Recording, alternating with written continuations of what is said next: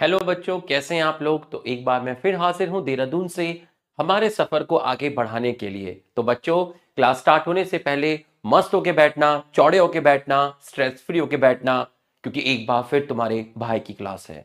तो बच्चों, 7 लेक्चर तक हम लोग कल रिवाइज कर चुके थे। अब हम आगे के लेक्चर्स को रिवाइज करवाते हैं। ठीक है, ये लेक्चर रिकॉर्डेड फॉर्म में है। फ्राइडे और सैटरडे में हमारी लाइव क्लास होगी। ठीक है, चलिए स्टार्ट करते हैं। लेक्चर 8। याद आए सब चीजें। Exception to Mendelian principle. तो सबसे पहला है इनकम्प्लीट डोमिनेंस। किन्होंने बताया था? कॉरेंस। किस प्लांट पे स्टडी किया था? एंटीरिनम मेजस, कॉमन नेम डॉग फ्लावर, उसी को बोलते हैं स्नैपड्रैगन। दूसरा प्लांट मिराबिलिस जलेफा और 4 o'clock प्लांट। तो इन्होंने क्या किया, इसके अंदर रेड फ्लावर और व्हाइट फ्लावर की शादी करवाई। कैपिटल आर गैमेट आया। गैमेट बनेंगे दो बट टाइप बनेगा एक। तो जब एक जैसे बनते हैं तो हम एक बार लिखते हैं कैपिटल आर, यहां से स्मॉल आर। फर्टिलाइजेशन करवाने के बाद हम एक्सपेक्ट कर रहे थे कि रेड कलर आएगा, बट आया आपका कलर पिंक। तो F1 में ऐसी चीज आई जो किसी भी पेरेंट से रिजेंबल शो नहीं करती, क्योंकि ना ये रेड है ना ये व्हाइट है, ये है पिंक। इसको बोलते हैं इनकम्प्लीट डोमिनेंस। जब F1 में कोई ऐसी चीज आए जो किसी भी पेरेंट से रिजेंबल नहीं करती, इसको बोलते हैं इनकम्प्लीट डोमिनेंस। यहां पर ये जो आर था, ये पूरी तरीके से डोमिनेंट नहीं था। अगर ये आर पूरी तरीके से डोमिनेंट होता तो आपका रेड कलर आता, बट रेड नहीं आया। रेड तभी आएगा जब दो आर मिलेंगे, एक आर में रेड नहीं आएगा। जब सेल्फिंग करवाई गई, इसी के सेल्फिंग करवाई गई, तो capital R small R capital R small R, तो हमें रेड मिले, पिंक मिले और व्हाइट मिले। तो अगर मैं आपसे पूछूं कितने टाइप के फ्लावर थे होमोजाइगस कंडीशन में, तो होमोजाइगस कंडीशन में 2 टाइप के फ्लावर हैं, क्योंकि जो पिंक वाला फ्लावर है वो होमोजाइगस कंडीशन में नहीं है, वो हेट्रोजाइगस कंडीशन में है। फिनोटिपिक रेशियो पूछूं तो भैया, फिनोटिपिक मतलब जो चीज आपको दिख रही है। आपको रेड दिख रहा है, आपको पिंक 2 दिख रहे हैं, आपको व्हाइट दिख रहा है, तो 1 2 1। ठीक है। नंबर ऑफ फिनोटाइप पूछूं तो 3 तरह के लोग हैं। रेड तरह के लोग, पिंक तरह के लोग, व्हाइट तरह के लोग, तो फिनोटाइप हो गए 3। जीनोटिपिक रेशियो पूछूं तो रेड को लिखने का तरीका कैपिटल आर, लिखने का तरीका जीनोटाइप। पिंक को लिखने का तरीका बड़ा आर स्मॉल आर, व्हाइट को लिखने का तरीका स्मॉल आर। ऐसे कितने लिखने, ऐसे लिखने के तरीके कितने हैं? एक। ऐसे लिखने के तरीके कितने हैं? दो। ऐसे लिखने का तरीका कितना है? एक। Genotypic ratio 1:1। जीनोटाइप कितने तरह के? इस तरह के लिखने का तरीका, इस तरह के लिखने का तरीका, इस तरह के लिखने का तरीका। नंबर ऑफ जीनोटाइप कितने हो गए? 3। Definition of incomplete dominance. F1 doesn't show resemble to any of two parent. F1 किसी के साथ भी resemblance show नहीं करता। और F1 is intermediate of two parent, मतलब वो कलर आया जो रेड और व्हाइट के बीच का था, मिक्स कलर आया। रेड और व्हाइट के बीच का मिक्स कलर आया, इसका मतलब एलील की मिक्सिंग हो गई। Intermixing of colour, intermixing of allele, intermediate colour आया। ठीक है, ट्रू और false statement. None of two contrasting allele in F1 generation is dominant. इनमें कोई भी एलील डोमिनेंट नहीं है, बिल्कुल सही। अगर ये कैपिटल आर पूरा डोमिनेंट होता तो फिर तो रेड कलर आता, बट कलर पिंक आया। इसका मतलब ये स्टेटमेंट करेक्ट है, कोई भी एलील पूरी तरीके से डोमिनेंट नहीं है। फिनोटिपिक जीनोटिपिक रेशियो 1:1 ट्रू है। एग्जाम्पल ऑफ ब्लेंडिंग, ब्लेंडिंग मतलब मिक्सिंग हुई, ना रेड आया ना व्हाइट आया, इनके बीच का आया, इसको बोलते हैं mixing of colour, mixing of allele, इसको बोलते हैं ब्लेंडिंग। ट्रू है। Genotypic ratio of normal monohybrid cross, normal monohybrid cross का जीनोटिपिक रेशियो 1:1 होता था, और इनकम्प्लीट डोमिनेंस का जीनोटिपिक रेशियो भी 1:1 है, मतलब सेम है। ट्रू स्टेटमेंट है। Phenotypic ratio of normal monohybrid cross 3:1 था, and incomplete dominance are different. Incomplete dominance का फिनोटिपिक रेशियो 1:1 दोनों का डिफरेंट है, तो ये आपका ट्रू है। ठीक। Phenotypic ratio are modify from, phenotypic ratio 3:1 से मॉडिफाई हो गया 1:1, बिल्कुल सही है। अगर ये लॉ ऑफ डोमिनेंस होता तो फिनोटिपिक रेशियो 3:1 आता, बट फिनोटिपिक रेशियो 3:1 से डाइवर्ट हो गया 1:1। If we cross between pink flower, ये रहा पिंक फ्लावर, किसके साथ करवाया? रेड फ्लावर के साथ।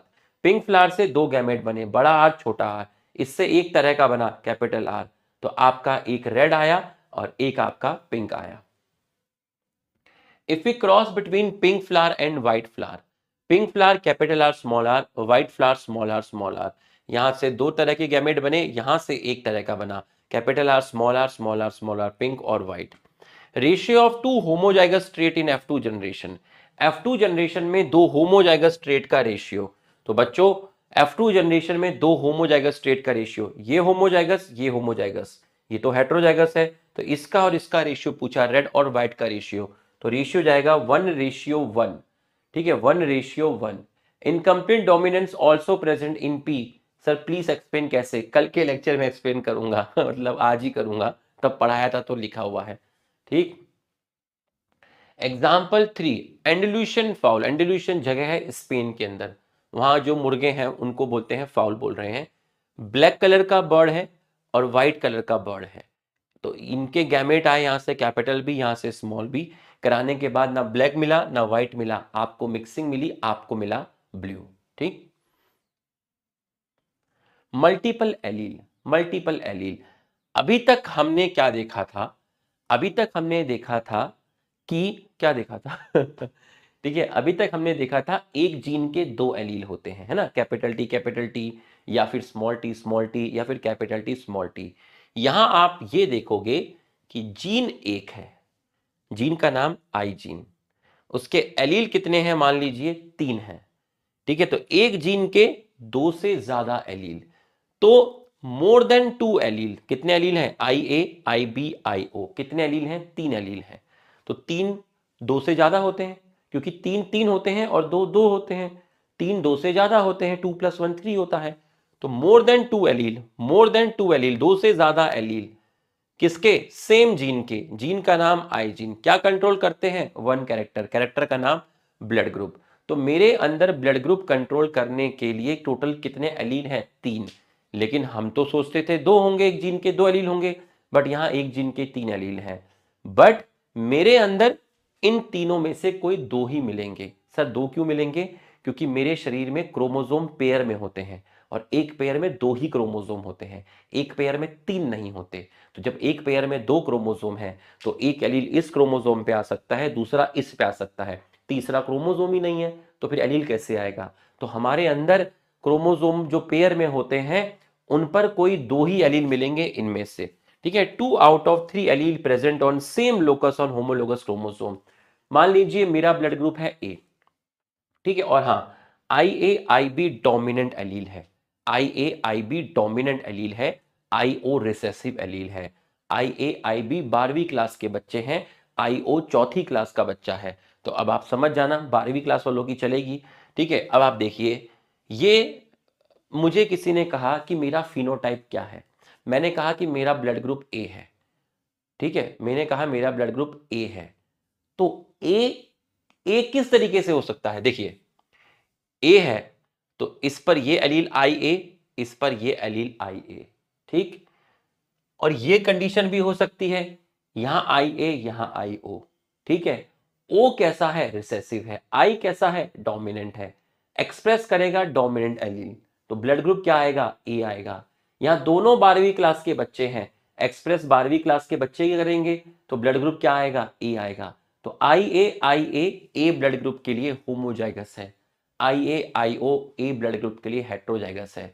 सर आई ए आई ओ में ए ब्लड ग्रुप क्यों आया, ओ क्यों नहीं आया? अरे दीवाने भले ही रिकॉर्डेड लेक्चर है बट तेरे भाई की क्लास है, मस्त होके बैठ।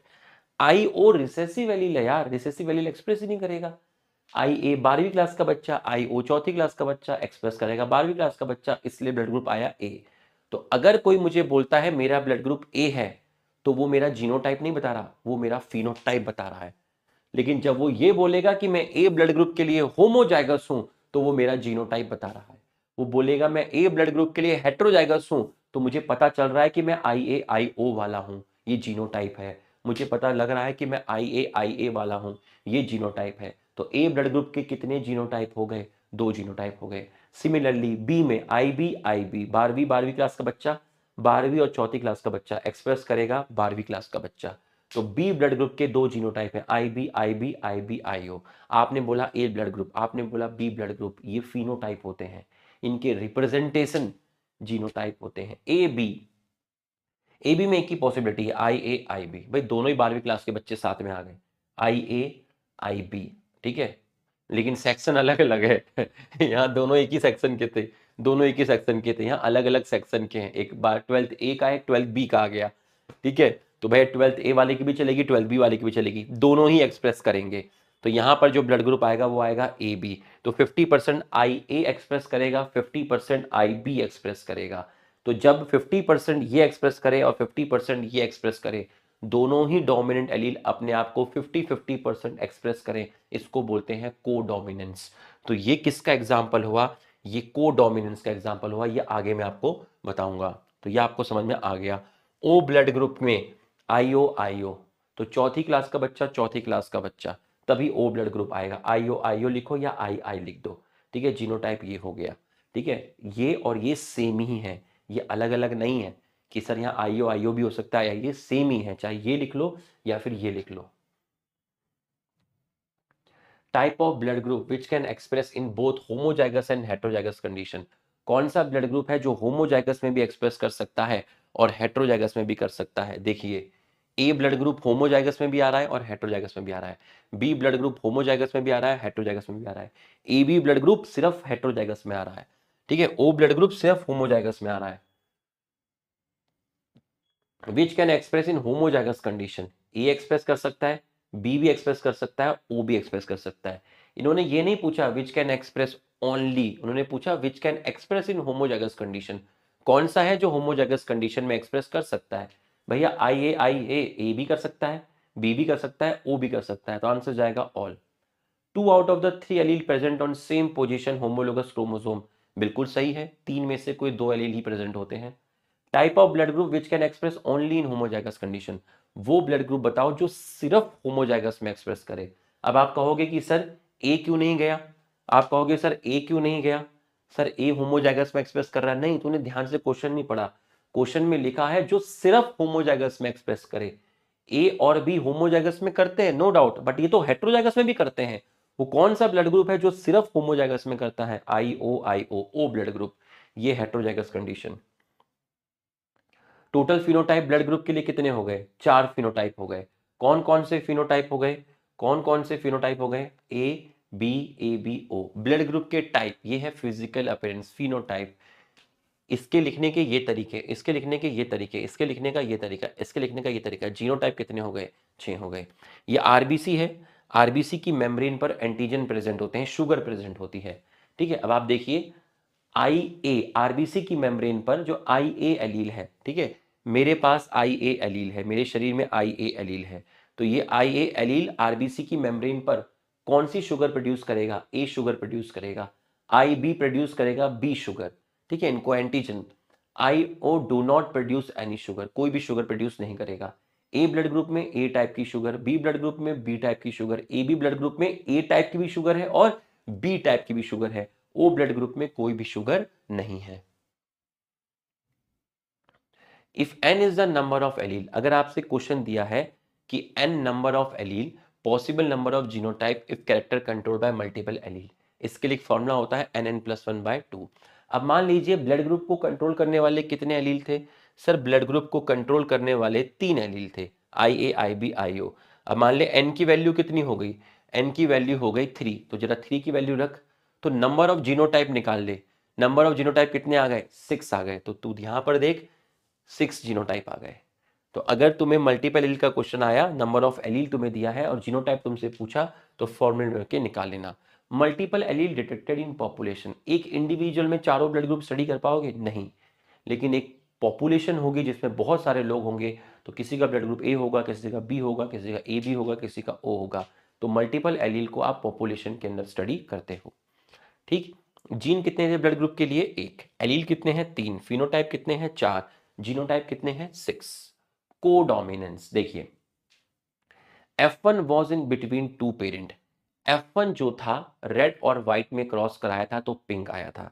इसका मतलब जो पिंक आया वो इंटरमीडिएट था, इन बिटवीन था 2 parent, incomplete dominance. F1 resemble either of two parent, tall और ड्वार्फ के बीच में क्रॉस कराया तो F1 में आया टॉल, तो F1 एक पेरेंट से रिजेंबल शो कर रहा है, ईदर ऑफ टू पेरेंट, इसको बोलते हैं लॉ ऑफ डोमिनेंस, जिसको आपने बोला था को डोमिनेंस, सॉरी जिसको आपने बोला था डोमिनेंस।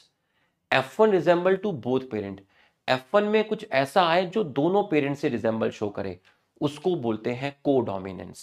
तो तीनों में डिफरेंस समझ में आ गया। टॉल और ड्वार्फ में क्रॉस कराया तो टॉल आया F1 में, इसका मतलब F1 एक ही पेरेंट से रिजेंबल शो कर रहा है, law of dominance. Incomplete dominance में रेड और व्हाइट के बीच में क्रॉस कराया, पिंक आया, इसका मतलब F1 किसी भी पेरेंट से रिजेंबल शो नहीं कर रहा।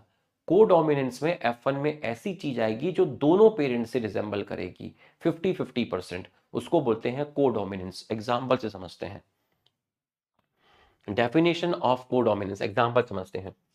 किसी का ब्लड ग्रुप है ए, वो ए के लिए है होमोजाइगस IA। लेडी का ब्लड ग्रुप है लेडीज, लेडीज का ब्लड ग्रुप है IB। ठीक, और एक लिख रहा था उसमें चैट में कि ऑर्गेनिज्म एंड इन्वायरमेंट का आपने स्टार्टिंग का नहीं कराया। भैया जितना नीट के सिलेबस में सारा कराया है, नीट के सिलेबस में पॉपुलेशन कर्व वगैरह वहीं से स्टार्ट है, वो स्टार्टिंग का बायोम वगैरह वो सब नहीं है, वो ए बायोटिक फैक्टर रेगुलेटर कन्फर्मर्स वो नहीं है नीट के सिलेबस में, और वो NCERT में भी नहीं है, पॉपुलेशन से स्टार्ट है, वहीं से कराया। तो थोड़ा सा अपनी नॉलेज को थोड़ा सा आप उसको चेक कीजिए एक बार, है ना। डेफिनेशन ऑफ को डोमिनेंस, ठीक है, when both dominant allele, ladies का ब्लड ग्रुप है बी, ठीक है, शादी करवा देते हैं, यहां से आ गया IA, सॉरी यहां से आया गैमेट में IA, यहां से दो दो गैमेट बनेंगे, एक में IA जाएगा दूसरे में IA जाएगा, लेकिन टाइप बनेगा एक, तो जब दोनों सेम है तो हम एक बार लिख लेते हैं। यहाँ IB आ गया, F1 में आया IA। अब IA डोमिनेंट एलील है, IB भी डोमिनेंट एलील है, तो भैया IA पूरा एक्सप्रेस नहीं करेगा, IB कहेगा कि भाई मैं भी तो डोमिनेंट हूं, मुझे भी तो एक्सप्रेस करना है, ठीक है। ऐसे ही IB भी पूरा एक्सप्रेस नहीं करेगा, IA कहेगा भाई मैं भी तो डोमिनेंट एलील हूं, मैं कौन सा रिसेसिव हूं, मुझे भी तो एक्सप्रेस करना है। तो IA IB कहेंगे कि यार तू भी ताकतवर है मैं भी ताकतवर हूं, तू 12th A का है मैं 12th B का हूं, एक काम करते हैं 50% तू एक्सप्रेस कर 50% मैं एक्सप्रेस करूंगा, हमारे बच्चे का जो ब्लड ग्रुप होगा वो AB आएगा।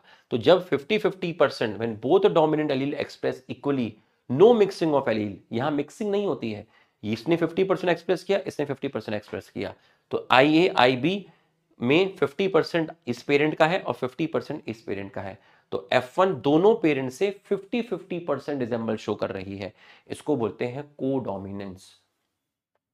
नेक्स्ट एग्जांपल है coat colour in cattle, red और व्हाइट में क्रॉस कराया तो हमें रेड एंड व्हाइट कलर की कैटल मिली। देखा होगा आपने व्हाइट कलर रेड कलर की कैटल, व्हाइट कलर के स्पॉट, है ना, तो रेड एंड व्हाइट, इसको बोलते हैं रोन कलर। फिर आपने ये करवाया F2 जनरेशन में, आपको ये आ गया phenotypic ratio 1:1, genotypic ratio 1:1, number of phenotype 3 है, रेड रोन और व्हाइट, नंबर ऑफ जीनोटाइप भी 3 है। इस तरह का लिखने का तरीका, इस तरह लिखने का तरीका और इस तरह लिखने का तरीका, ठीक है। तो फिनोटाइपिक जीनोटाइपिक रेशियो इसका भी सेम है, ठीक है। सिकल सेल अनीमिया, देखा कितनी जगह सिकल सेल अनीमिया था, जब शुरू शुरू में तुम्हें पढ़ाना स्टार्ट किया था ये, मैंने कहा यार ये मॉलिक्यूलर में भी आएगा, पता नहीं कहाँ कहाँ नहीं आता ये, ठीक है। ये ब्लड वेजल्स है, इसमें आरबीसी ओवल शेप में है, इजीली क्रॉस कर जाएंगी। यहाँ आरबीसी सिकल शेप है, मतलब एबनॉर्मल शेप है, ठीक है। तो यहाँ ऑक्सीजन का फ्लो जो होगा वो अफेक्टेड होगा। एक नॉर्मल बंदा है जैसे मैं हूँ, मुझे सिकल सेल एनीमिया नहीं है, तो मेरे जो एलील होंगे एक क्रोमोसोम पे HbA होगा, दूसरे क्रोमोसोम पे HbA होगा, ठीक है। अगर मुझे सिकल सेल एनीमिया है, मैं अफेक्टेड हूँ, थोड़े टाइम में मेरी जान चली जाएगी, तो मेरे एक क्रोमोसोम पे HbS है दूसरे पे HbS है, सिकल सेल अनीमिया, इसमें डेथ हो जाएगी, ठीक है। लेकिन HbA HbS मतलब मेरे एक क्रोमोसोम पे नॉर्मल एलील है और एक क्रोमोसोम पर एबनॉर्मल एलील है, तो 50% ये 50% ये। तो सिकल सेल अनीमिया के लिए जो कैरियर होते हैं इनके अंदर सिकल सेल अनीमिया की ट्रेट होती है, ठीक है। बट वही है, ये आगे इसको कैरी कर सकते हैं, कैसे कैरी कर सकते हैं, दो दो लोगों की शादी करवा दी, ओम मंगलम मंगलम, इसकी और इसकी शादी करवा दी, मेल और फीमेल की शादी करवा ली, कुंडली मिल गई थी, कोई दिक्कत नहीं थी, सब बढ़िया चल रहा था, एकदम खतरनाक था बिल्कुल। अब टिकट विकेट बुक करा लिया था कि एकदम मजे से गोवा जाएंगे घूमने के लिए या थाईलैंड जाएंगे शादी के बाद, लेकिन दिक्कत हो गई वहां पे, पता चला कि ये भी कैरियर है और ये भी क्या है, कैरियर है। इसके गैमेट बनेंगे HbA HbS, इसके गैमेट बनेंगे HbA HbS, तो इस केस में यहां पर डेथ हो सकती है, यहां पर आपकी क्या हो सकती है, डेथ हो सकती है। तो होमोजाइगस कंडीशन में यहां बच्चे की डेथ हो जाती है, ठीक है। इसी को लीथल जीन भी बोल देते हैं। लीथल जीन वो जीन जो होमोजाइगस कंडीशन में डेथ करता है उसको बोलते हैं लीथल जीन, बट ये एनसीईआरटी में नहीं है। एचबीएस लीथल जीन का एग्जाम्पल है। होमोजाइगस कंडीशन में डेथ करना उसको बोलते हैं lethal gene. IAO law of dominance, IBIO law of dominance, IAIB codominance. Example of codominance AB। ABO blood group control by 1 gene सही है, कंट्रोल बाय 3 एलील सही है। डोमिनेंस है IBO ब्लड ग्रुप में, बिल्कुल है। IAIO डोमिनेंस ही follow कर रहा है। कोडोमिनेंस है, बिल्कुल है। IAIB में कोडोमिनेंस है। मल्टीपल एलील है, बिल्कुल है। 2 से ज्यादा एलील है, तो आंसर जाएगा ऑल। ये मदर का ब्लड ग्रुप बी है, फादर का ब्लड ग्रुप ए है, तो बी ब्लड ग्रुप को हम कैसे लिख सकते हैं? मदर बी के लिए हेट्रोजाइगस है, तो होमोजाइगस मत लीजिएगा, मदर बी के लिए हेट्रोजाइगस है, तो आप आई बी नहीं लेंगे, आप IBIO लिखेंगे। पापा हेट्रोजाइगस है, मिलान करो, IBIA, IBIO, IOIA, IOIA। ये ब्लड ग्रुप AB, ये blood group B। Sir O क्यों नहीं आया? क्योंकि O रिसेसिव है, B डोमिनेंट है, तो B डोमिनेंट है तो B एक्सप्रेस करेगा, A और ये O। ठीक है। आईए से कितने टाइप के गैमेट बनेंगे? एक टाइप के। नंबर ऑफ गैमेट कितने होंगे? 2। कौन से? IA and IA। मदर का ब्लड ग्रुप ए है, फादर का ब्लड ग्रुप ए होमोजाइगस है, मिलाया तो आप इसको सॉल्व कर लोगे। मदर का बी है होमोजाइगस, फादर का ए है होमोजाइगस, आप इसको सॉल्व कर लोगे। ठीक है, मैं पानी पी लेता हूँ, चेक मत करना कितनी देर में मैं पानी पी कर आया। ठीक है, लुखे होते हैं, चेक करते हैं 2 मिनट बीच में इतने पानी पी के। अरे दीवाने रेस्ट करना मांगता है ना भाई, समझ रहा है? नहाए भी नहीं है, देख कैसे बाल हो रखे हैं, ये देख सेविंग भी नहीं की है, तुम्हारी याद में, है ना? फ्राइडे सैटरडे में लाइव क्लास होगी तो नहा धो के आएंगे। ठीक है,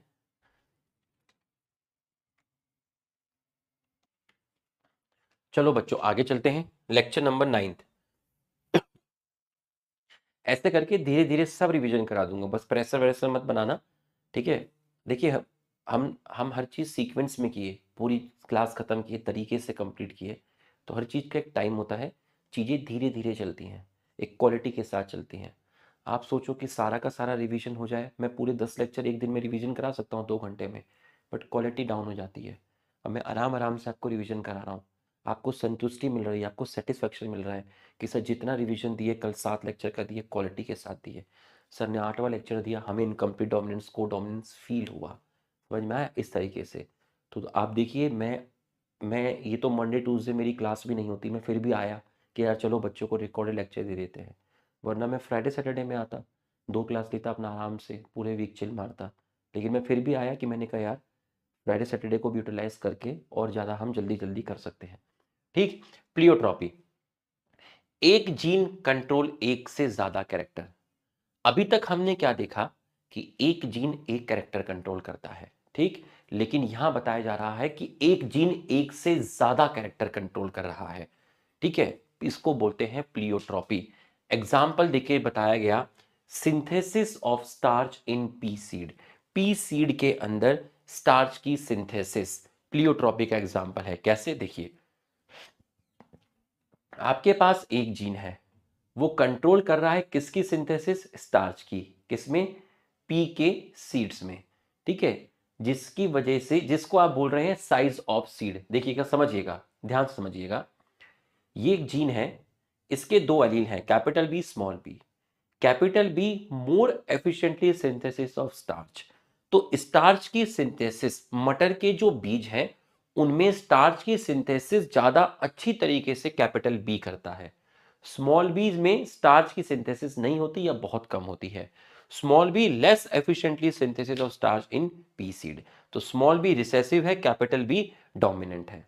तो अगर कैपिटल बी होगा, 2 कैपिटल बी होंगे तो सबसे ज्यादा स्टार्च होगा। अगर एक भी कैपिटल बी नहीं है तो सबसे कम स्टार्च होगा। एक बड़ा बी है और छोटा बी है तो यहां पर स्टार्च इससे कम होगा बट इससे ज्यादा होगा, क्योंकि एक बड़ा बी तो है ही ना, यहां तो एक भी नहीं है, तो यहां स्टार्च इंटरमीडिएट है, यहां मैक्सिमम है, यहां मिनिमम है। तो यहां स्टार्च सबसे ज्यादा है तो इसके सीड का साइज सबसे बड़ा होगा। यहां स्टार्च बिल्कुल कम है तो इसके सीड का साइज सबसे छोटा होगा। और यहां पे स्टार्च इन दोनों के बीच का है तो यहां जो साइज मिलेगा वो इससे तो छोटा होगा बट इससे बड़ा होगा, इन दोनों के बीच का होगा।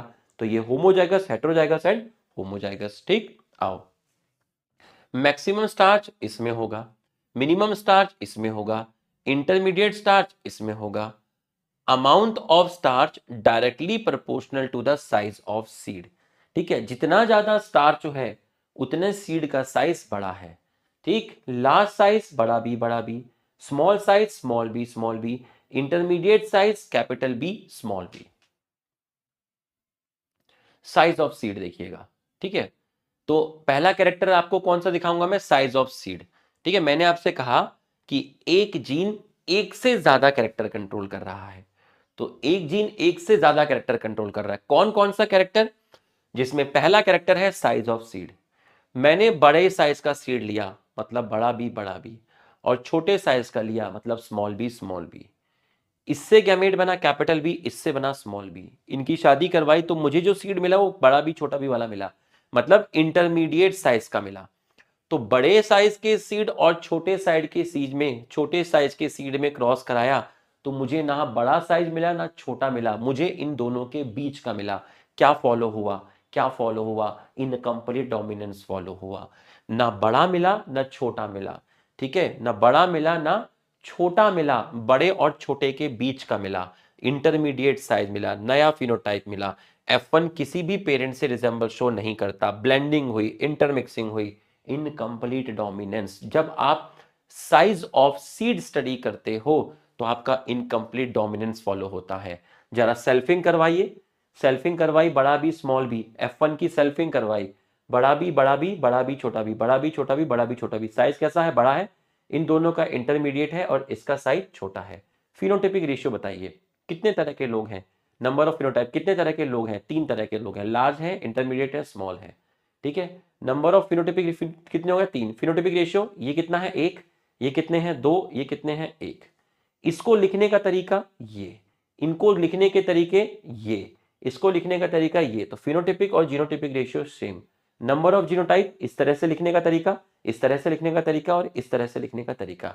तो नंबर ऑफ जीनोटाइप 3 है, नंबर ऑफ फिनोटाइप 3 है, phenotypic and genotypic ratio same है। लार्ज सीड कितने हैं, 1/4। स्मॉल सीड कितने हैं, 1/4। इंटरमीडिएट कितने हैं, 2/4। 200 seeds were collected. 200 seeds were collected from pea plant in F2 generation. तो आपसे पूछा कि 200 सीड में बताइए कितने बड़े सीड होंगे। जब 4 सीड में बड़े सीड कितने थे, 4 सीड में बड़े सीड कितने थे, 1, 1/4। तो 200 में कितने होंगे, 1/4 इंटू 200। इंटरमीडिएट सीड 4 में कितने थे, इंटरमीडिएट सीड 4 में 2 थे, 2/4। तो 200 में कितने होंगे, 2/4 into 200। Number of small seed 1/4 into 200। आ गया समझ में। ठीक है, तो ये आपको समझ में आ गया है। अब दूसरा कैरेक्टर है शेप ऑफ सीड। आपने साइज ऑफ सीड देखा, अब दूसरा है शेप ऑफ सीड। स्टार्च की सिंथेसिस की वजह से, स्टार्च की सिंथेसिस की वजह से सीड का साइज कंट्रोल हुआ। स्टार्च की सिंथेसिस की वजह से सीड का साइज कंट्रोल हुआ। अब स्टार्च की सिंथेसिस की वजह से सीड का शेप कैसे कंट्रोल होगा वो हम देखेंगे। अब आपको शेप ऑफ सीड आपसे पूछा, ठीक है, शेप ऑफ सीड आपसे पूछा, ठीक है, शेप ऑफ सीड आपसे पूछा। देखिए, स्टार्च सीड में प्रेजेंट होगा तो शेप कैसा होगा, राउंड। यहां साइज की बात नहीं हो रही, शेप की बात हो रही है। स्टार्च एब्सेंट होगा तो सीड का शेप कैसा होगा, रिंकल्ड। तो आप मुझे बताइए, बड़ा बी शेप कैसा है, राउंड। बड़ा बी छोटा बी शेप कैसा है, राउंड। भाई एक कैपिटल बी तो है ही ना। भाई कैपिटल टी टॉल होता था, कैपिटल टी स्मॉल टी भी टॉल होता था। कैपिटल आर राउंड शेप होता था, कैपिटल आर स्मॉल आर भी तो राउंड होता था। एक्सप्रेस तो डोमिनेंट एलील ही करेगा। तो बड़ा बी छोटा बी का शेप भी राउंड है, बट इस सीड का शेप राउंड है, बट इस सीड का साइज इंटरमीडिएट है। स्मॉल बी रिंकल शेप है, साइज स्मॉल है। कैपिटल बी राउंड शेप है, साइज ज्यादा है, बड़ा है। इसका साइज ज्यादा बड़ा है, इसका साइज थोड़ा छोटा है। क्यों, इसमें 2 डोमिनेंट एलील हैं। तो 2 डोमिनेंट एलील की वजह से और 1 डोमिनेंट एलील की वजह से शेप में चेंज नहीं आता, साइज में चेंज आता है। तो बड़ा बी और बड़ा बी स्मॉल बी दोनों के दोनों आपके कैसे होंगे, राउंड होंगे। रिंकल शेप कौन सा होगा, स्मॉल बी वाला होगा। तो अब आप देखिए, एक जीन में की वजह से स्टार्च की सिंथेसिस हुई, और स्टार्च दो तरह के कैरेक्टर कंट्रोल कर रहा है, एक सीड साइज और एक सीड शेप। तो दो कैरेक्टर हो गए, तो किसका एग्जांपल हुआ, प्लियोट्रॉपिक एग्जांपल हो गया। ठीक, अब आप देखिए सीड शेप स्टडी करते हैं। आपने सीड लिया राउंड और रिंकल, बड़ा बी राउंड है, साइज है लार्ज, स्मॉल बी रिंकल है, साइज है स्मॉल। अभी हम साइज स्टडी नहीं कर रहे, साइज तो हम कर चुके हैं, हम स्टडी कर रहे हैं शेप। बड़ा बी छोटा बी, एक डोमिनेंट एलील होगा तब भी शेप राउंड होगा। तो आप देखिए यहां F1 में जो आया वो एक पेरेंट से रिजेंबल शो कर रहा है, तो F1 show resemble to one of the parent, dominant parent. तो क्या फॉलो हुआ, लॉ ऑफ डोमिनेंस फॉलो हुआ। लेकिन जब आप साइज स्टडी कर रहे थे तो क्या फॉलो हुआ था, इनकम्प्लीट डोमिनेंस फॉलो हुआ था। तो एक जीन की वजह से स्टार्च की सिंथेसिस हुई, जिसकी वजह से दो कैरेक्टर फॉलो हुए। कौन कौन से, एक साइज ऑफ सीड, एक shape of seed. Size of seed incomplete dominance है, शेप ऑफ सीड में आपका डोमिनेंस है। तो one gene control more than one phenotypic character. अब फिनोटिपिक रेशियो 3:1, जीनोटिपिक रेशियो यहां पर क्या होगा 1:1। फिनोटिपिक रेशियो देखिए 3:1, जीनोटिपिक रेशियो ऐसे एक, ऐसा दो और ऐसा एक। तो फिनोटिपिक रेशियो अलग है, जीनोटिपिक रेशियो अलग है। तो वही रेशियो है फिनोटिपिक और जीनोटिपिक जो लॉ ऑफ डोमिनेंस के टाइम था। फिर ये एनसीईआरटी की लाइन थी, खतरनाक वाली लाइन थी। ठीक है, dominance is not a autonomous feature of gene. ठीक है, डोमिनेंस इज नॉट, ऑटोनॉमस का मतलब है इंडिपेंडेंट। ठीक है, डोमिनेंस किसी जीन की जागीर नहीं है। कब, जब वो जीन एक से ज्यादा कैरेक्टर कंट्रोल करता है। ये एक जीन है, ये दो कैरेक्टर कंट्रोल करता है, एक साइज ऑफ सीड और एक शेप ऑफ सीड। तो आप ये कैसे कह सकते हो कि ये जीन हमेशा, जब ये साइज ऑफ सीड कंट्रोल करता है तो इनकम्प्लीट डोमिनेंस होता है, जब ये शेप ऑफ सीड कंट्रोल करता है जीन तो लॉ ऑफ डोमिनेंस फॉलो होता है। तो आप ये कैसे कह सकते हो कि ये जीन हमेशा shape of seed he follow करेगा, मतलब हमेशा law of dominance he follow करेगा। ये जीन तो साइज ऑफ सीड की इंफॉर्मेशन भी देता है, ये तो इनकम्प्लीट डोमिनेंस की भी इंफॉर्मेशन देता है। तो इस जीन की जो जागीर है, डोमिनेंस इस जीन की जागीर नहीं है, क्योंकि ये जीन तो इनकम्प्लीट डोमिनेंस की इंफॉर्मेशन भी दे सकता है। तो डोमिनेंस कोई ऑटोनोमस फीचर नहीं है जीन का, but it depends upon particular phenotype. ये डिपेंड करता है कि आप उस जीन को किस फिनोटाइप के रेस्पेक्ट में देख रहे हो। आप उस जीन को शेप के रेस्पेक्ट में देख रहे हो या साइज के रेस्पेक्ट में देख रहे हो। That we choose to examine in case, कब, in case more than one phenotypic influenced by same gene, one more than one phenotypic, more than one phenotypic मतलब more than one character. So if a gene control more than one character, then you can't say that the particular gene is going to express in terms of dominance. No, because that gene can also give information or can express in terms of incomplete dominance. So you can't say that a particular guy will express in the terms of dominance or in the terms of incomplete dominance only. No, you have to be very specific. You have to be very specific. You have to tell the particular phenotype for which you are studying. ठीक है, in what way you are going to study that particular gene. You are talking about the shape of seed, then it is your law of dominance. If you are going with size of seed, it is your incomplete dominance. So if you have two options, so it's up to you कि आप किसके साथ जाना चाहेंगे. So dominance is not the autonomous feature of gene when the particular guy is going to control more than one character. That's it. Same gene, यार कुछ ज्यादा खतरनाक इंग्लिश नहीं बोल दी, तारीफ तो करो भाई. ठीक है, सेम जीन कंट्रोल, एडिटिंग कर लेना, इसकी वीडियो बना के भेज देना मेरे को इंस्टाग्राम पे. ठीक है, मैं भी देखूंगा. फ्लो में निकल गया भाई. ठीक है, पर अच्छा बोला. Same gene control more than one character, आ गया समझ में. याद है ये वो क्लास थी जो मैंने आपको एक बार रिकॉर्डेड फॉर्म में दी थी, फिर अगले दिन लाइव में आपको रिवीजन करवाया था, याद है ना. Example 2, sickle cell anaemia. एक जीन एबनॉर्मल फॉर्म में आएगा तो सिकल सेल अनीमिया करेगा, आपके लीवर, हार्ट और किडनी में भी इफेक्ट करेगा. ठीक है, तो एक से ज्यादा कैरेक्टर हो गया। फिनाइलकेटोन्यूरिया सर कैसे, बाद में एक्सप्लेन करेंगे। ठीक, concept of dominance, particular gene control information which decide particular trait. देखिए कॉन्सेप्ट ऑफ डोमिनेंस समझिए, एक जीन है जब वो डोमिनेंट फॉर्म में आता है तो वो ग्रोथ हार्मोन सिंथेसिस करता है। ग्रोथ हार्मोन प्रोटीन है, हार्मोन का क्या नेचर हो सकता है, कुछ भी हो सकता है, प्रोटीन है, ठीक है, और वो हार्मोन कोई ना कोई ट्रेट को कंट्रोल कर रहा है। तो एक जीन जब डोमिनेंट फॉर्म में आया, डोमिनेंट फॉर्म क्या है, एक जीन की डोमिनेंट फॉर्म क्या है आपकी, कैपिटल टी, उसकी वजह से ग्रोथ हार्मोन बना प्लांट में, उसकी वजह से प्लांट की हाइट आई, टॉल आया, मतलब ट्रेट आया। Every diploid organism has 2 copy of same gene, हर ऑर्गेनिज्म में एक जीन की 2 कॉपी है। मैंने आपको बताया था एक जीन के 2 एलील, कैपिटल टी या फिर कैपिटल टी या फिर small T. Both form of gene में बी आइडेंटिकल, दोनों फॉर्म जो हैं जीन के आइडेंटिकल भी हो सकते हैं और नॉन आइडेंटिकल भी हो सकते हैं। कैपिटल टी आइडेंटिकल है, स्मॉल टी आइडेंटिकल है, capital T small T non identical है। देखिए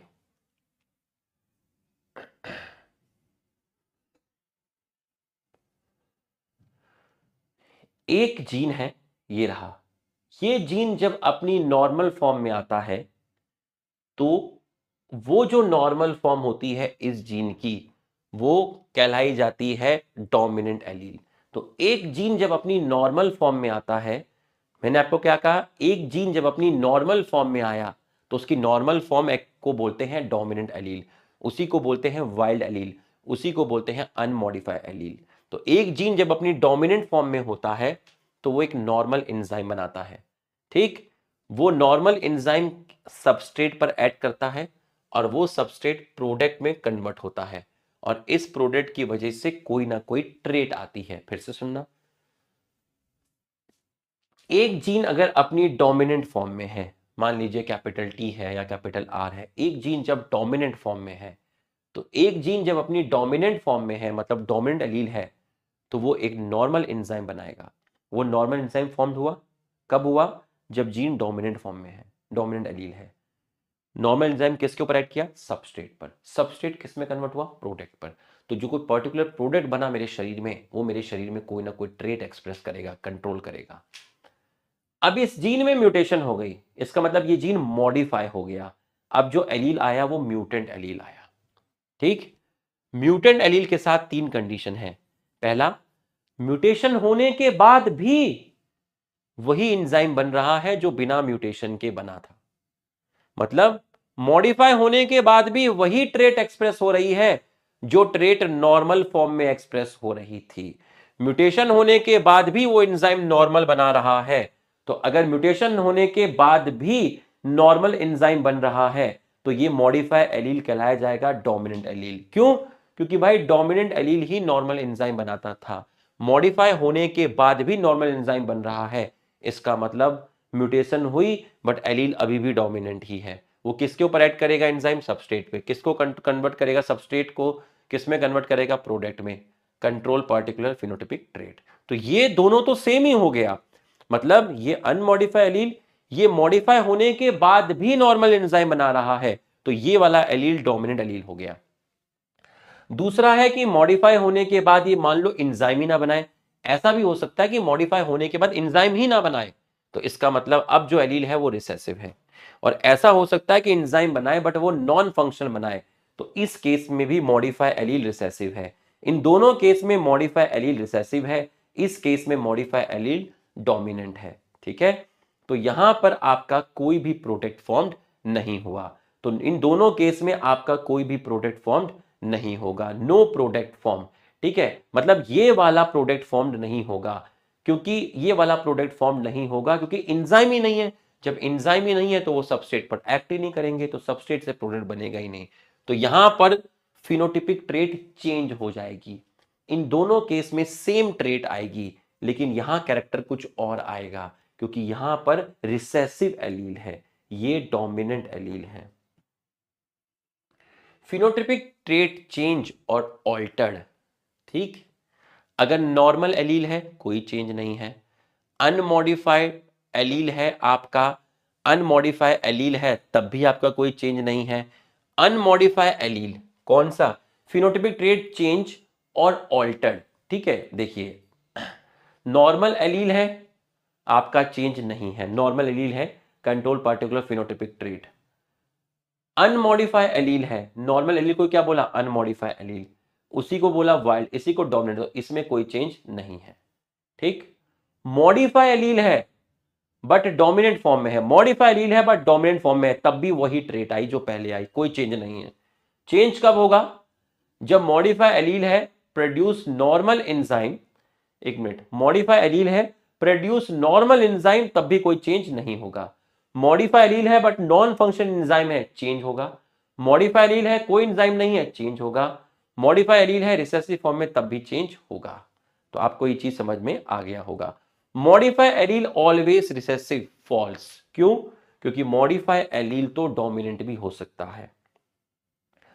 unmodified allele is dominant, true. Modified allele may be dominant और रिसेसिव, ये आपका ट्रू है। Particular phenotype depends upon unmodified allele. Particular phenotype, ये जो फिनोटाइप आए ये डिपेंड करते हैं अनमॉडिफाइड एलील के ऊपर। तो पर्टिकुलर फिनोटाइप जो होता है आपका, particular phenotype depends upon unmodified allele. ठीक है, unmodified allele, unmodified allele and modified allele, unmodified allele and modified allele which produce same enzyme control same phenotype, no change in phenotype, answer जाएगा both. दोनों same phenotype control कर रहे हैं और phenotype में कोई भी चेंज नहीं आ रहा। फिनोटाइप में चेंज कब आएगा?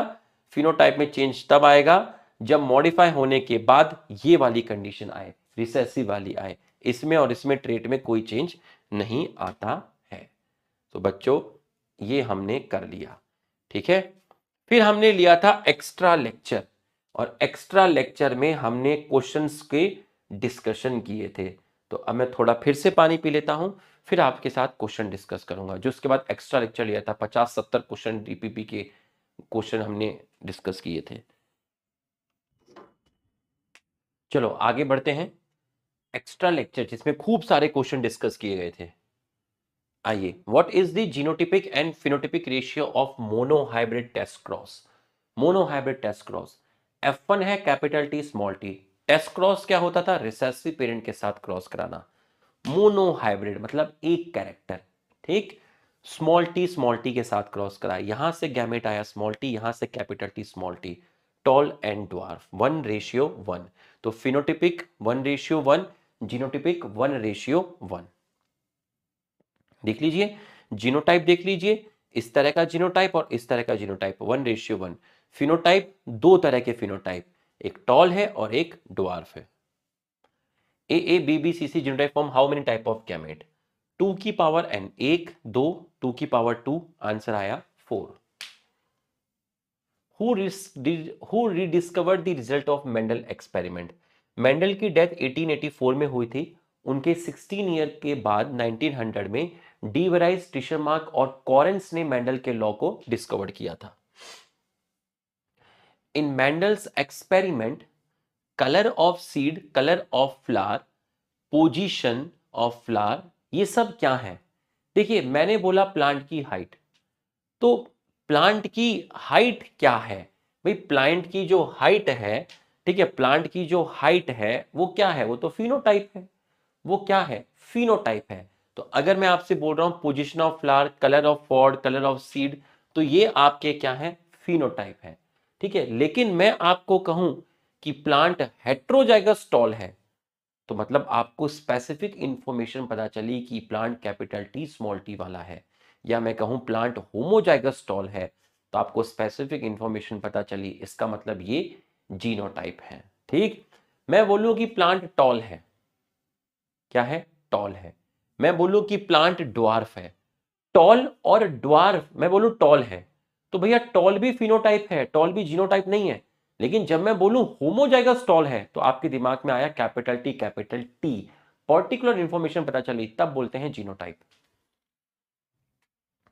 Individual with two identical member of a pair of genetic factor is called, दोनों के दोनों आइडेंटिकल कंडीशन को बोलते हैं homozygous. Two allele gene are located on, दो होमोलोगस क्रोमोसोम, यहां पर एक एलील, यहां पर एक एलील, पोजीशन सेम है, होमोलोगस क्रोमोसोम पर एलील प्रेजेंट होते हैं, एक ही जीन के दो allele. Percentage of A B gamete produce by ये, इससे इस तरह के कितने गैमेट बनेंगे? तो पहले तो ये पता लगा लीजिए इससे कौन कौन से बनेंगे। बड़ा ए बड़ा बी, बड़ा ए छोटा बी, छोटा ए बड़ा बी, छोटा ए छोटा बी। तो ये वाले कितने बने? ये वाला एक बना, कितने में से? 4 में से। तो 1/4 इंटू 100, तो आपका आया 25%। सेम अल्फाबेट मत ले लेना, बड़ा ए नहीं, बड़ा बी छोटा बी नहीं। When flowers are unisexual, जब फ्लावर ही यूनिसेक्सुअल है तो क्या इमेस्कुलेशन करने की जरूरत है? इमेस्कुलेशन इज डन, इमेस्कुलेशन करने की जरूरत ही नहीं है, सिर्फ बैगिंग होती है यूनिसेक्सुअल में। When a plant has two different allele of a gene, capital T small T, एक जीन के दो डिफरेंट एलील, हेट्रोजाइगस कंडीशन। ये याद करो, स्टार्टिंग में बताया था कि मेंडल ने जो 7 कैरेक्टर स्टडी किए थे वो किन किन क्रोमोसोम पे थे। उनमें से 2 कैरेक्टर क्रोमोसोम नंबर 1 पे थे, 3 कैरेक्टर क्रोमोसोम नंबर 4 पे थे, 1 कैरेक्टर क्रोमोसोम नंबर 5 पे था और 1 कैरेक्टर क्रोमोसोम नंबर 7 पे था। Mendel didn't select which character in his experiment, Mendel ने प्लांट कलर नहीं लिया था, बाकी सब लिए थे, pod shape, pod colour. Segregation of gene, भैया क्रोमोसोम कहां सेग्रीगेट होते हैं? क्रोमोसोम सेग्रीगेट होते हैं एनाफेज 1 में, तो क्रोमोसोम पर होते हैं एलील। तो जहां क्रोमोसोम सेपरेट होंगे, सेग्रीगेट होंगे, अपोजिट पोल पे जाएंगे, वहीं एलील फैक्टर और जीन सेग्रीगेट करेंगे, anaphase 1। If hybrid red flower plant of P, P लिखा हुआ है, याद करना पी लिखा हुआ है, पी लिखा हुआ है, मिराबिलिस जलेफा नहीं लिखा हुआ, ठीक है? हाइब्रिड रेड, और लिखा हुआ भी है हाइब्रिड रेड फ्लावर, बड़ा आर स्मॉल आर क्या है? रेड। मिराबिलिस जलेफा होता तो ये रेड नहीं होता, ये पिंक होता। इसका क्रॉस कराया प्योर रेड के साथ, कैपिटल आर स्मॉल आर, इसके गैमेट, इससे एक टाइप का गैमेट आया, सारे के सारे आपके मिलेंगे रेड। इसको बोलते हैं आउट क्रॉस। तो आउट क्रॉस में F1 का क्रॉस होमोजाइगस डोमिनेंट के साथ कराते हैं। ये क्या होगा? ये F1 ही रहा होगा, रेड और व्हाइट के बीच में क्रॉस कराओगे, कैपिटल आर और स्मॉल आर के बीच में क्रॉस कराओगे तो आपको रेड ही मिलेंगे पी के अंदर, मिराबिलिस जलेफा में नहीं। तो capital R small are F1 रहा होगा, इसका क्रॉस आपने कराया होमोजाइगस डोमिनेंट के साथ। तो जब आप F1 का होमोजाइगस डोमिनेंट के साथ क्रॉस कराते हैं तो इसको आउट क्रॉस बोलते हैं। Mendel principle of segregation means the gamete cells always receive, gamete, इससे 2 गैमेट बनेंगे, एक गैमेट में कैपिटल टी जाएगा, दूसरे में कैपिटल टी जाएगा, तो one of the pair of allele, ये पेयर्ड में है तो एक गैमेट में one of the paired allele, paired allele में से एक जाता है, पेयर्ड एलील में से एक जाता है, one of the paired allele. Mendel observed that all F1 progeny plant resemble either one of the parent. Mendel ने ऑब्जर्व किया कि F1 में जैसे आपने टॉल और ड्वार्फ के बीच में क्रॉस कराया तो आपको टॉल आया, मतलब F1 सिर्फ एक पेरेंट से रिजेंबल शो कर रहा था डोमिनेंट के साथ। अकॉर्डिंग टू मेंडल फैक्टर और genes are the unit of inheritance, ठीक है, control information that is required to express particular trait, ये भी सही है। इन मिराबिलिस जलेफा कुछ करना ही नहीं है आपको, किसका एग्जांपल है? Incomplete dominance. RR with white, all RR offspring are pink, this indicate that R gene is pink आया है, इसका मतलब R पूरी तरीके से डोमिनेंट नहीं है, इनकम्प्लीटली डोमिनेंट है। In case of incomplete dominance, phenotypic ratio or genotypic ratio 1:1. When the phenotypic and genotypic ratio resemble in the F2 generation, it is example of incomplete dominance. In Mirabilis jalefa, in F2 produced by selfing F1, ठीक है, आपसे पूछा है red, pink और white कितने हैं F2 generation में? 1:1। Incomplete dominance अकर इन तीनों में, इनकम्प्लीट डोमिनेंस है, मिराबिलिस में है, एंटीरिनम फाउल में भी है और एंटीरिनम मेजस सॉरी और एंडोल्यूशन फाउल में भी है। Which of the following exception to Mendel law, Mendel law का एक्सेप्शन, तीनों ही मेंडल लॉ के एक्सेप्शन है। Which of the following example of codominance, ये नहीं है, ठीक है, देखो ये IAIB है बट ये नहीं है, यहां IAIB है बट ये नहीं है, IAIB है और HBA HBS है, 50% HBA 50% HBS। Which of the following condition represent a case of codominance gene, ठीक है, कोडोमिनेंस जीन, ठीक है, a gene express itself suppressing the phenotypic effect of its allele, नहीं ऐसा नहीं होता है, ठीक है, कोई किसी के इफेक्ट को एक्सप्रेस नहीं करता है, बल्कि दोनों ही अपने आप को allele each of which produce an independent effect in heterozygous condition, IAIB condition कैसी है, हेटेरोजाइगस, और दोनों ही अपने आप को एक दूसरे से इंडिपेंडेंट होकर एक्सप्रेस करते हैं। The phenomena of incomplete dominance was observed by, तो incomplete dominance कॉरेन ने ऑब्जर्व किया था। Mendel did not propose incomplete dominance।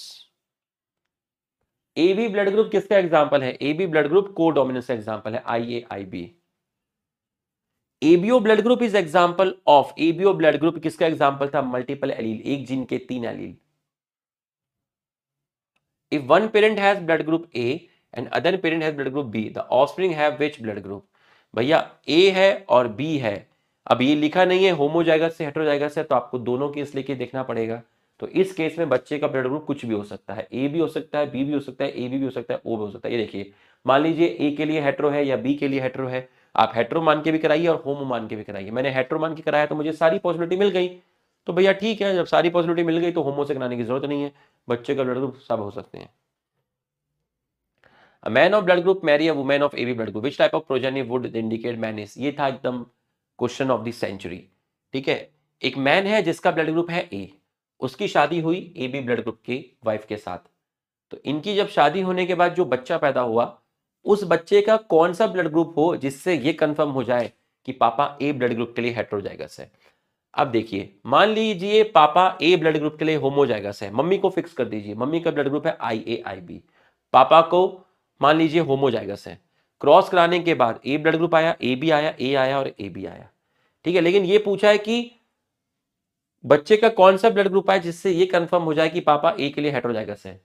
अब मान लो कि पापा ए के लिए हेटेरोजाइगस है, मम्मी को तो फिक्स है, तो ब्लड ग्रुप आया ए बी, ए और बी, तो आंसर बी गया। सर बी क्यों गया, ए और ए बी क्यों नहीं गया? बच्चे का ए और ए बी और ए ब्लड ग्रुप तो तब भी आता है जब पापा ए के लिए होमोजाइगस है। पापा ए के लिए होमोजाइगस है तब बच्चे का ब्लड ग्रुप ए बी ए आता है। पापा अगर ए के लिए हेटेरोजाइगस है तो बच्चे का blood group A B A और बी आता है। तो ये तीनों blood group A B blood group तो तब भी आते हैं जब पापा ए के लिए होमोजाइगस है। पूछा है कि वो कौन सा ब्लड ग्रुप है जिससे कंफर्म ही होगा कि पापा ए के लिए हेटेरोजाइगस है, क्योंकि बच्चे का बी ब्लड ग्रुप सिर्फ तभी आ सकता है जब पापा हानिकारक है, नहीं पापा ए के लिए क्या है, हेटेरोजाइगस है, इसलिए आंसर जाएगा बी। ये आप सॉल्व कर लेना। When a red flower was crossed 1 to 1 in complete dominance, annulation found in complete dominance, a gene that showed its effect on more than one character, pleiotropic gene, इन multiple allele system में gamete passes, एक gamete में एक ही allele जाता है। Blood grouping in human is controlled by 3 allele in which IA and IB are dominant, ठीक है। Multiple allele same locus on homologous chromosome, same position. The possible blood group of children born to parent having A and AB blood group are, homework था homework था, करो बेटा, बहुत पढ़ाया है तुम्हें अच्छे से, ठीक है, जान लगा के पढ़ाया भाई, बहुत बेस्ट कंटेंट दिया है, ठीक है। हम ये नहीं कहते कि हमसे बेहतर कोई नहीं दे सकता, ठीक है, वो तो अतिशयोक्ति हो जाएगी, घमंड वाली बात हो जाएगी, बट हमने किसी से 19 नहीं दिया है, याद रखना, ठीक है। अगर ये किसी से 21 नहीं होगा तो ये 19 भी नहीं होगा, ये याद रखना, ठीक है। अब एक दो लुक्के लिखेंगे अपनी बड़ाई मार रहे हो, अरे पहले नीट तो निकाल ले दीवाने, बाद में मान लेना बड़ाई मार रहे हो, समझ रहे हो। एक चीज थी, एक आदमी ने अपने बर्थडे पे 100 भूखे लोगों को खाना खिलाया, ठीक है, उनकी फोटो भी खींची और इंस्टाग्राम पे डाल दी। 2-4 आ गए वहां पर ज्ञान देने वाले होते हैं ना, जैसे कि देखो ये तो मतलब दिखा रहे हैं, लोगों की सेवा करके दिखा रहे हैं, शो ऑफ कर रहे हैं। ठीक है भाई, तू एक काम कर, तू 100 लोगों को खाना खिला, तू भी फोटो डाल दे इंस्टाग्राम पे, तू भी शो ऑफ कर ले, कोई दिक्कत नहीं है। अगर तेरी शो ऑफ करने की वजह से 100 लोगों को खाना मिल रहा है तो भाई ये शो ऑफ सब करें। इंडिया की इतनी सारी पॉपुलेशन है, इसमें जो भी सक्षम लोग हैं, जो पॉवर्टी लाइन से ऊपर है, अगर ये अपनी पूरी जिंदगी में सिर्फ एक दिन शो ऑफ कर लें और 200 लोगों को खाना खिला दें, तो भाई कोई भूखा नहीं मरेगा। समझ में आया? तो भाई तू भी शो ऑफ कर ले, कम से कम तेरे शो ऑफ करने के चक्कर में 200 लोग तो खा लेंगे ना। तो ज्ञान नहीं देना चाहिए कि वो देखो शो ऑफ कर रहा है, उसने खिलाया 200 लोगों को, करने दे, करेगा शो ऑफ, करेगा। जैगुआर गाड़ी लेकर आया, मोहल्ले में दिखा रहा है, दिखाएगा भाई 70 से 1 करोड़ की गाड़ी खरीदी है जैगुआर, दिखाएगा, दिखाने के लिए तो लिया है। अरे दिखाने के लिए ही तो ली है, दिखाएगा। तू भी खरीद ले, तू भी दिखा लेना। समझे बात को? आ जाओ। A child with mother of blood group A and father of blood group AB will not have which of the following blood group? IA, IO, IA, IB। इनके बीच में क्रॉस करवाया, कौन सा ब्लड ग्रुप नहीं आएगा? O ब्लड ग्रुप नहीं आएगा। When both allele of pair are fully expressed in heterozygous, heterozygous condition में दोनों एलील एक्सप्रेस करें, IA, IB क्या बोलते थे? Codominance. In inheritance of flower color in dog flower, Antennae majus, incomplete dominance. The F1 had a phenotype. F1 मतलब incomplete dominance में F1 में वो चीज आती थी जो किसी भी पेरेंट से रिजेंबल शो नहीं करती। The three different allele of human ABO blood group type will produce how many genotype? कितने जीनोटाइप थे? 6। और फिनोटाइप कितने थे? 4। A, B, ABO 4 कितने थे? ये फिनोटाइप थे। P plant, it is found that sometime F1 had a phenotype that didn't resemble either of the two parent and was in between the two. P plant में लिखा है, P plant में लिखा हुआ है। P plant में याद करो, आपने सीड साइज स्टडी किया था, आप लार्ज साइज और स्मॉल साइज के बीच में कंट्रोल किए थे, क्रॉस कराए थे, तो आपको इंटरमीडिएट साइज मिला था। मतलब इंटरमीडिएट साइज किसी भी पेरेंट में नहीं था। मतलब पी प्लांट में F1 में वो आया जो किसी भी जनरेशन से रिप्रेजेंट शो नहीं कर रहा, किसी भी पेरेंट से सिमिलरिटी शो नहीं कर रहा। क्या बोले थे? Incomplete dominance. Which of the following material is good to understand incomplete dominance? Snapdragon. Find out the correct match. F1 resemble either of the two parent dominance, सही है। F1 इन बिटवीन इन दो parent incomplete dominance, सही है। F1 mixing था दोनों parent का, incomplete dominance, सही है। F1 दोनों पेरेंट से रिजेंबल शो करता है, 50-50% को डोमिनेंस, सही है। सारे ही सही हैं, कभी कभी सब सही होते हैं, बस समय गलत हो तो है दीवाने। Which of the following condition is true for codominance? Phenotype of F1।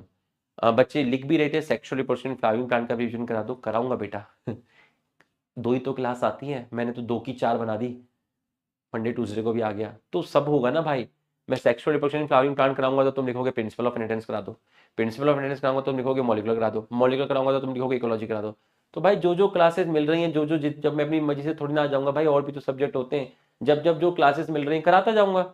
NEET में तो टाइम है ना अभी, धीरे धीरे कराता जाऊंगा। जब 12th का रिवीजन खत्म होगा फिर 11th का रिवीजन स्टार्ट करेंगे, 11th पढ़ाना स्टार्ट कर देंगे, ठीक है। और सुबह भी लेक्चर डलवाऊंगा, करवाता जाऊंगा भाई, है ना। बस एफर्ट्स को अप्रिशिएट करो, मिलता रहेगा, ऐसा नहीं है कि आपको नहीं मिलेगा। आपको इस वीक में 4 लेक्चर मिल रहे हैं रिवीजन, और क्या लोगे आप, ठीक है, कायदे के साथ मिल रहे हैं। विच of the following condition is true for codominance? Phenotype of F1 resemble either of the two parent. Codominance में F1 दोनों पेरेंट से रिजेंबल शो करता है, पहला आपका गलत हो गया, ठीक है, तो आपका थर्ड जाएगा। In case of ABO blood group, allele IA and IB present together, दोनों साथ में आएंगे तो दोनों अपने आप को एक्सप्रेस करेंगे, वो दोनों ही एक्सप्रेस करेंगे क्योंकि दोनों ही कैसे एलील है? डोमिनेंट है, codominance. Mendel studies 7 pair of contrasting trait in P plant. 7 pair of trait मतलब टोटल ट्रेट कितनी हो गई? 14, और कैरेक्टर थे 7, बिल्कुल सही है।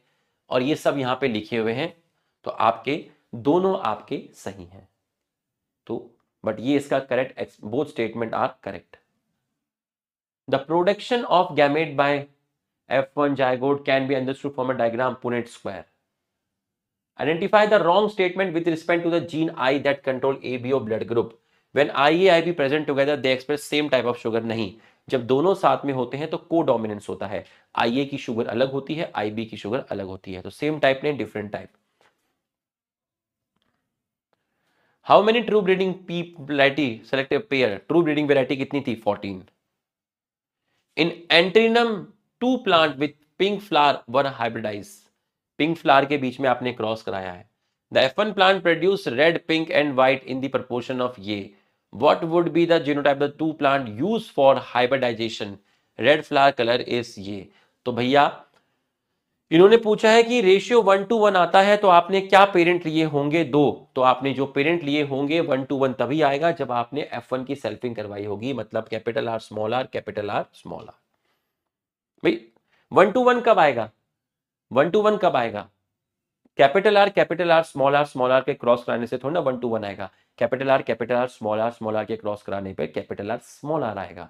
लेकिन जब इसी की सेल्फिंग करवाओगे, यही स्टेमन और यही पिस्टिल, मतलब capital R small R cross capital R small R, तब आएगा आपका 1:1। इन्होंने पूछा दोनों पेरेंट कैसे होने चाहिए, capital R small R. ABO blood group, how many phenotype, बहुत बार आ चुका है, 4। Which of the following cannot be explained on the basis of Mendel law of dominance? Allele do not show any blending and both the character recover as such in F2 generation.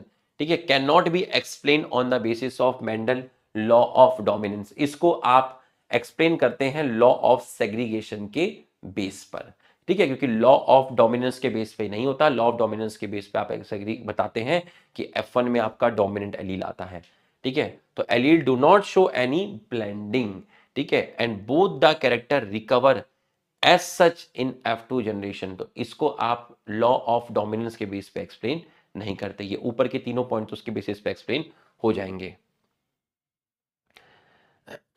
Allele do not show any blending and both the character recover as such in F2 generation. नहीं, dwarf आपका आया कहाँ आया, F2 generation में आया। वो तभी आया जब आपका कैपिटल टी स्मॉल टी और कैपिटल टी स्मॉल टी का हमने क्रॉस करवाया, मतलब छोटे को मौका मिला एलील सेग्रीगेट करे, ठीक है, दो स्मॉल टी साथ में आए। A test cross is carried out to determine the genotype of plant at F2। ये मैंने आपको बताया था, ये पता लगाने के लिए कि भैया वो पर्टिकुलर टॉल होमोजाइगस टॉल है या हेटेरोजाइगस टॉल है। Multiple allele present on same locus, बहुत बार आ चुका है। The genotype of a husband and wife IA IB and IO IO, ठीक है, इनके बीच में क्रॉस कराया, ठीक है। How many different genotype and phenotype, phenotype देखिए, एक ये एक ए तो सेम ही हो गया, तो एक फिनोटाइप हो गया ए ब्लड ग्रुप, दूसरा फिनोटाइप हो गया बी ब्लड ग्रुप और तीसरा फिनोटाइप हो गया AB ब्लड ग्रुप। तो फिनोटाइप कितने हो गए, 3। फिनोटाइप कितने हो गए, 3, ठीक है। जीनोटाइप कितने हो गए, इस तरह का ए ब्लड ग्रुप, इस तरह का ए ब्लड ग्रुप, इस तरह का AB ब्लड ग्रुप, इस तरह का बी ब्लड ग्रुप, तो जीनोटाइप हो गए आपके 4। कितने हैं भैया, question, diploid organism heterozygous for 5 locus, 5 के लिए हेटेरोजाइगस है और 2 के लिए होमोजाइगस है। तो नंबर ऑफ गैमेट n की वैल्यू 5, क्योंकि आप हेटेरोजाइगस को काउंट करोगे 2 की पावर 5, 32।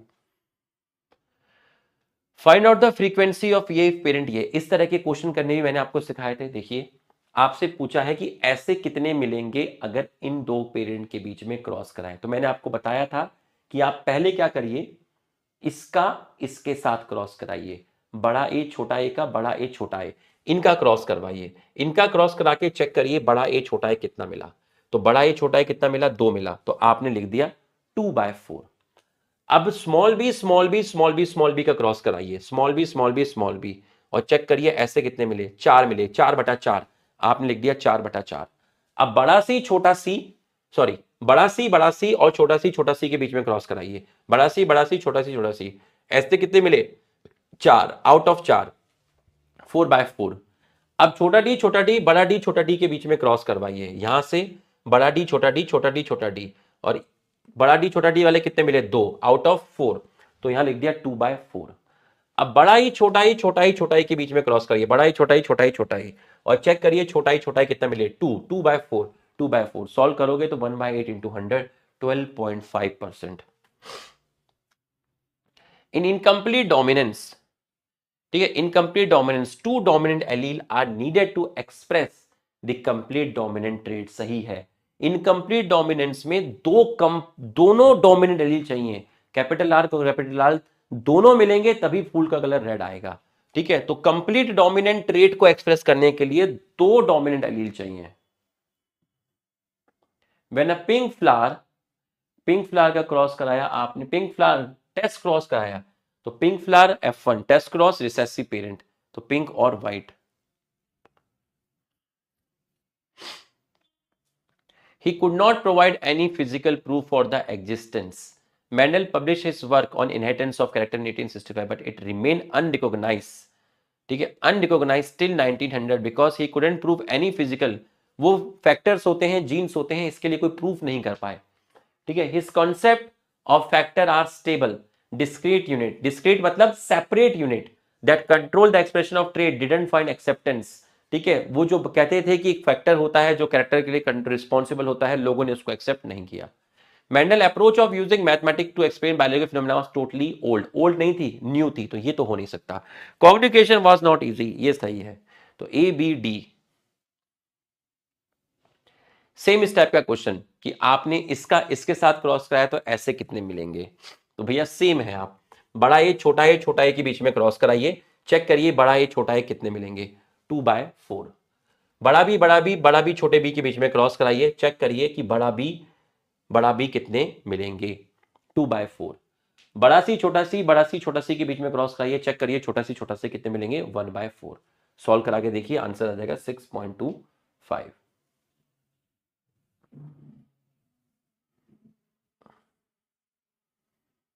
खत्म काहे नहीं हो रहे। Heterozygous term is not applicable for, heterozygous term is not applicable for, heterozygous term किसके लिए एप्लीकेबल नहीं है? रिसेसिव ट्रेट के लिए नहीं है, क्योंकि रिसेसिव कब होगी, जब दो होंगे। लेकिन एक मिनट, दोनों होंगे और दोनों कैसे हैं, होमोजाइगस है। और गैमेट के लिए भी नहीं है, क्योंकि गैमेट के अंदर एक एलील होता है। ठीक है, हेट्रोजाइगस टर्म डोमिनेंट ट्रेट के लिए एप्लीकेबल है, क्योंकि capital T small T heterozygous है। रिसेसिव के लिए एप्लीकेबल नहीं है और गैमेट के लिए एप्लीकेबल नहीं है। रिजल्ट ऑफ टेस्ट क्रॉस, जब आप टेस्ट क्रॉस करवाते हैं तो आपको सारे के सारे रिजल्ट ऑफ टेस्ट क्रॉस क्या सारे डोमिनेंट फिनोटाइप मिलते हैं? नहीं, टेस्ट क्रॉस में आपको टॉल भी मिलेगा और ड्वार्फ भी मिलेगा। ठीक है, देखिए इसका इसके साथ क्रॉस कराओगे तो आपको ये और ये मिलेगा 1:1 में, तो गलत हो गया। ठीक है, 50% डोमिनेंट 50% रिसेसिव सही है। Equal number of genotype and phenotype, phenotypic ratio जितने, फिनोटिपिक रेशियो 1:1, जीनोटिपिक रेशियो 1:1। ठीक है, फिनोटाइप कितने हो गए, 2, जीनोटाइप कितने हो गए, 2, तो more than 1। If F1 phenotype resemble both parent then it is exception to, F1 दोनों से रिजेंबल कर रहा है तो इसको कोडोमिनेंस बोलते हैं। और कोडोमिनेंस किसका एक्सेप्शन है? कोडोमिनेंस लॉ ऑफ डोमिनेंस का एक्सेप्शन है। How many plant variety and pure line are required to explain monohybrid cross? 2 variety है और 2 प्योर लाइन है, टॉल एंड ड्वार्फ। ठीक है, 2 वेराइटी हो गई, दोनों ही प्योर लाइन है।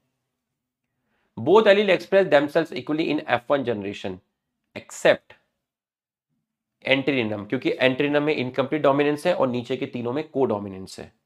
तो इन्होंने पूछा था equally express in F1 generation, equally express in F1 generation except मतलब को डोमिनेंस किसमें नहीं है। If two plant heterozygous for the same gene are cross, they produce if two plant heterozygous for same gene produce, दो heterozygous के बीच में cross कराया तो ये आया। क्या आपको सिर्फ होमोजाइगस डोमिनेंट मिलेंगे? नहीं, आपको हेट्रोजाइगस डोमिनेंट मिलेंगे। क्या आपको सिर्फ रिसेसिव मिलेगा? नहीं, डोमिनेंट भी मिलेगा। मोर रिसेसिव नहीं, रिसेसिव कम है, डोमिनेंट ज्यादा है।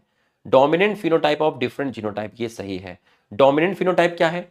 मैंने तुमको बताया था। टॉल क्या है? टॉल जीनोटाइप नहीं है, टॉल फिनोटाइप है। तो टॉल का जीनोटाइप क्या होगा? टॉल होमोजाइगस टॉल है, ये जीनोटाइप है। टॉल हेट्रोजाइगस टॉल है, ये जीनोटाइप है।